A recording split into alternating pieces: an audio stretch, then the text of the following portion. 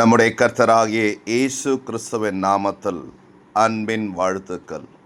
பிரியமானவர்களே, நம்மை ஆசிர்வதிக்கும்படியாக நாம் சுகித்து சந்தோஷத்தோடும் சமாதானத்தோடும் பரிசுத்தத்தோடும் கர்த்தருடைய பிள்ளைகளாய் வாழ விரும்பிய தேவனாகிய கர்த்தர் தம்முடைய ஒரே பேரான குமாரனை இந்த உலகத்தில் அனுப்பி கல்வாரி சிலுவையிலே நம்முடைய பாவங்களுக்காக மாத்திரமல்ல, நம்முடைய சாபங்களுக்காக மாத்திரமல்ல, நம்முடைய நோய்களுக்காகவும் நம்முடைய எல்லா பிரச்சனைகளை தீர்க்கும்படியாகவும் அவருடைய இரத்தத்தை சிந்தி நம்மை மீட்டு கர்த்தருடைய புத்திரர்களாய், அவருடைய பிள்ளைகளாய், அவருடைய சுதந்திரவாளிகளாய் நம்மை இருக்கிறார். அதற்காக கர்த்தராகிய தேவனுக்கு ஸ்தோத்திரம் உண்டாவதாக. ஆம் பிரியமானவர்களே, அவர் நம்மை சுகத்தோடும் பலத்தோடும் வைப்பதற்கு விரும்பியே தம்முடைய வார்த்தைகளால் நம்மை குணமாக்குகிற தேவனாகிய கர்த்தர் நம்முடைய எல்லா பிரச்சனைகளிலும், நம்முடைய எல்லா நோய்களிலும், வியாதிகளிலும், கஷ்டங்களிலும் இருந்து நம்மை விடுவிப்பதற்காக அவர் தம்முடைய வார்த்தையாகிய பரிசுத்த வேதாகமத்தில் எழுதி கொடுத்த பத்திரங்கள், அதாவது வாக்கு தத்தங்கள், இவைகளெல்லாம் ஜீவனுள்ள வார்த்தைகள்.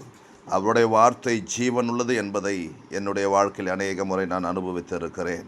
அதை உங்களோடும் பகிர்ந்து கொள்ள ஆசைப்படுகிறேன். பிரியமானவர்களே, அவருடைய வேத வசனங்களில் ஜீவன் உண்டு, அவைகள் இன்றும் கிரியை செய்கிறவர்களாய் இருக்கிறது என்பதை நான் அனுபவித்தபடினாலே இதோ உங்களுக்கும் அவருடைய வார்த்தைகளை, வேத வசனத்தில் அவர் எழுதி கொடுத்திருக்கிற வாக்கு தத்தங்களை உங்களுக்கு முன்பாக வைக்கிறேன்.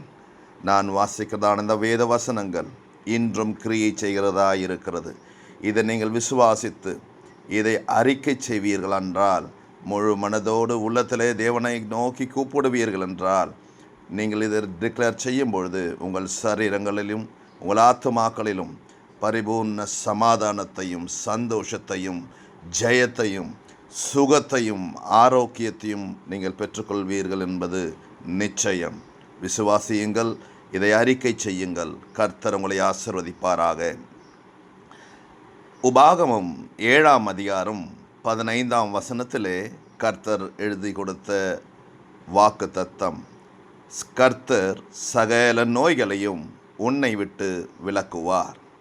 யாத்திராகமம் 23ஆம் அதிகாரம் 25ஆம் வசனத்தில் வியாதியை உன்னிலிருந்து விலக்குவேன் என்று எழுதி கொடுத்திருக்கிறார். அது மாத்திரமல்ல, யாத்திராகமம் 15ஆம் அதிகாரம் 26ஆம் வசனத்தில் அவருடைய வார்த்தையை கேளுங்கள், வியாதிகளில் ஒன்றையும் உனக்கு வரப்பண்ணேன், நானே உன் பரிகாரியான கர்த்தர். அவர் தமது வசனத்தை அனுப்பி அவர்களை குணமாக்கி அவர்களை அழிவுக்கு தப்புவிக்கிறார். சங்கீதம் 107:20. நான் உனக்கு ஆரோக்கியம் வரப்பண்ணி உன் காயங்களை ஆற்றுவேன் என்று எரேமியா தீர்க்கதரிசியின் புஸ்தகத்தில் 30ஆம் அதிகாரம் 17ஆம் வசனத்தில் வாக்குரைத்த தேவன் அதே எரேமியா தீர்க்கதரிசியை கொண்டு 33ஆம் அதிகாரம் 6ஆம் வசனத்தில் இப்படியாய் சொல்லுகிறார், இதோ நான் அவர்களுக்கு சௌக்கியமும் ஆரோக்கியமும் வரப்பண்ணி அவர்களை குணமாக்கி அவர்களுக்கு பரிபூரண சமாதானத்தையும் சத்தியத்தையும் வெளிப்படுத்துவேன். வாதை உன் கூடாரத்தை அணுகாது என்று சங்கீதம் 91:10 எழுதப்பட்டிருக்கிறது. இயேசுவாகிய தேவன் நம் உலகத்திலே வந்த பொழுது அவர் நம்முடைய பலவீனங்களை ஏற்றுக்கொண்டு நம்முடைய நோய்களை சுமந்தார் என்று மத்தேயு எழுதின சுவிசேஷத்தில் 8ஆம் அதிகாரம் 17ஆம் வசனத்தில் எழுதப்பட்ட வார்த்தை அது இன்றும் கிரியை செய்கிறது. பிரியமானவர்களே, அவருடைய தழும்புகளால் குணமாகிறோம் என்று ஏசாயா தீர்க்கதரிசி 53ஆவது அதிகாரத்தில் 5ஆம் வசனத்தில் எழுதப்பட்ட வசனத்தின்படி அவருடைய தழும்புகளால் குணமானீர்கள் என்று அப்போஸ்தலனாகிய பேதுரு அவருடைய 1ஆம் நிருபத்தில் 2ஆம் அதிகாரம் 24ஆம் வசனத்தில் எழுதியிருக்கிறார். மேலும் பிரியமானவர்களே, லூக்காவின் சுவிசேஷத்தில் நாம் பார்க்கும் பொழுது 5ஆம் அதிகாரம் 17ஆம் வசனத்தில் பிணியாளிகளை குணமாக்கத்தக்கதாக கர்த்தருடைய வல்லமை விளங்கிற்று என்று எழுதப்பட்டிருக்கிறது. அவர் உன்னுடைய நோய்களெல்லாம் குணமாக்குகிறார். சங்கீதம் 103:3. குணமாக்குவேன் என்று கர்த்தர் சொல்லுகிறார். ஏசாயா 57:19. கர்த்தருடைய வசனங்கள் ஜீவனும் அவர்கள் உடலுக்கெல்லாம் ஆரோக்கியமுமாம். நீதிமொழிகள் 4:20-22 வசனங்கள். என் கிருபை உனக்கு போதும், பலவீனத்திலே என் பலம் பூர்ணமாய் விளங்கும் என்று 2 கொரிந்தியர் 12:9 எழுதப்பட்டிருக்கிறது. சங்கீதம் 41:3 வசனத்தில் படுக்கையின் மேல் வியாதியாய் கிடக்கிற அவனை கர்த்தர் தாங்குவார், அவனுடைய வியாதியிலே அவன் படுக்கை முழுவதையும் மாற்றி போடுவீர். சங்கீதம் 41:3. வியாதிகளில் வருத்தப்பட்டவர்களை இயேசுவினிடத்தில் கொண்டு வந்தார்கள். அவர்கள் ஒவ்வொருவர் மேலும் அவர் தம்முடைய கைகளை வைத்து அவர்களை சொஸ்தமாக்கினார். லூக்கா எழுதின சுவிசேஷத்தில் 4:40 வசனத்தில் இப்படியா எழுதப்பட்டிருக்கிறது. பிரியமானவர்களே, இயேசு ஜனங்களுக்கு உண்டாயிருந்த சகல வியாதிகளையும் சகல நோய்களையும் நீக்கி அவர்களை சொஸ்தமாக்கினார். மத்தேயு சுவிசேஷம் 9:35 வசனம் மற்றும் 4:23 வசனத்தில் எழுதப்பட்டிருக்கிறது. அந்த இயேசு இன்றும் மாறாதவராய், இன்றும் சொஸ்தமாக்குகிறவராய், சகல வியாதிகளையும் சகல நோய்களையும் நீக்குகிறவராய் நம்மத்திலே உயிரோடு இருக்கிறார். அவர் ஜீவனுள்ள தேவன். அதே இயேசுவாகிய தேவன் இயேசு மனதுருகி வியாதிஸ்தர்களாய் இருந்தவர்களை சொஸ்தமாக்கினார். மத்தேயு 14:14 வசனத்தில் எழுதப்பட்ட வார்த்தை இது. இயேசுவை தொட்ட யாவரும் சொஸ்தமானார்கள்.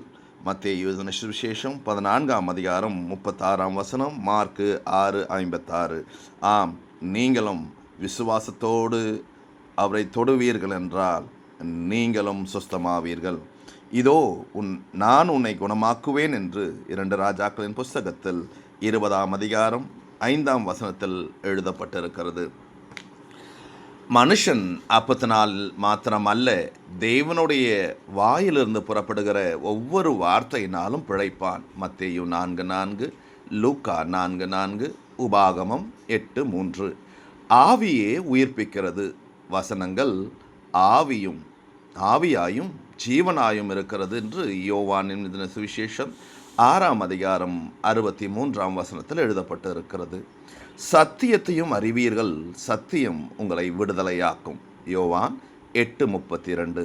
குமாரன் உங்களை விடுதலையாக்கினால் மெய்யாகவே விடுதலையாவீர்கள். யோவான் 8:36. கர்த்தருடைய ஆவி எங்கேயோ அங்கே விடுதலையும் உண்டு. 2 கொரிந்தியர் 3:17. இதோ நான் மாம்சமான யாவருக்கும் தேவனாகிய கர்த்தர், என்னாலே செய்யக்கூடாத அதிசயமான காரியம் ஒன்றுண்டோ என்று நம் தேவன் எரேமியா தீர்க்கதரிசியின் மூலமாய் நம்மை நோக்கி கேட்கிறார். கர்த்தராலே ஆகாத காரியம் உண்டோ? ஆதியாகமம் 18:14 வசனம். மனுஷனால் இது கூடாதுதான், தேவனால் எல்லாம் கூடும் என்று மார்க்கு 10:27 மத்தேயு 19:26 எழுதப்பட்டிருக்கிறது. மனுஷரால் கூடாதவைகள் தேவனால் கூடும். லூக்கா எழுதின சுவிசேஷம் 18:27 வசனம்.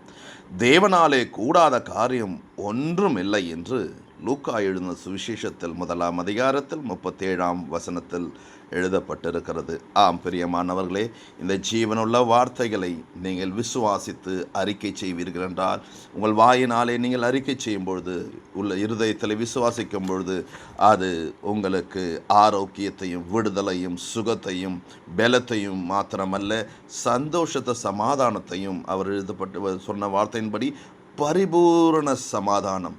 அல்லேலூயா. அவர் சொல்லியிருக்கிறார், ஆரோக்கியம் வரப்பண்ணி மாத்திரமல்ல, வரப்பண்ணுவதற்கு மாத்திரமல்ல, அதை குணமாக்குவதற்கு மாத்திரமல்ல, பரிபூர்ண சமாதானத்தையும் சத்தியத்தையும் வெளிப்படுத்துவேன் என்று எரேமியாவை கொண்டு 33:6 எழுதப்பட்ட வார்த்தை அது இன்றும் அவருடைய நினைவில் இருக்கிறது. அவர் உங்களை நேசிக்கிறார். இயேசு உங்களை விடுவிக்கிறார். எல்லா நோய்களிலிருந்தும் மாத்திரமல்ல, உங்கள் பாவ சாப கட்டுகளிலிருந்தும் விடுவிக்க அவர் வல்லமையுள்ள தேவன். அவரை விசுவாசிப்பீர்களா? அவரை உங்கள் உள்ளத்திலே விசுவாசித்து நாவினாலே அறிக்கையிடும் பொழுது நீங்கள் ரட்சிக்கப்படுவீர்கள். ஆமேன். கர்த்தர் உங்களை ஆசீர்வதிப்பாராக.